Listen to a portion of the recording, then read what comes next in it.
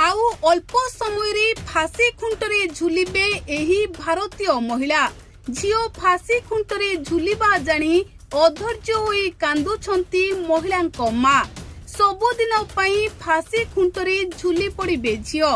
समय पाखे आसुछि आउ मात्र अल्प समय बाकी रहिछि। हातरे मात्र अल्प समय मां को धैर्यर भांगिलाणी बंध बाड़। परिवार लोके झियो को हराइबा दुखरे भांगी पड़िलेनी। आउ समस्ते एबे चिंतारे अछंती।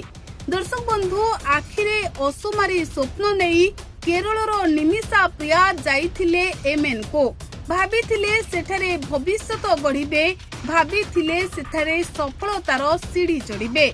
मात्र समय सब किछि एपड़ सेपड़ करि देइथिला। समयर चक्र निमिषा प्रिया फसी जाइथिले। आउ तांको हातरे एबे अछि अल्प समय। सबुदिन पई निमिषा प्रिया झुलिबे फांसी खुंटरे, कारण सेठाकार आईन आउ सेठाकार सरकार निमिषा प्रियांकु एही दंड सुनाइछंती। कुहा जाउछि जे गतकाली निमिषा प्रियांकु फांसी दंड मिलिबो। आउ आम भारतर सरकार शत चेष्टा करी मध्य विफल होइछंती।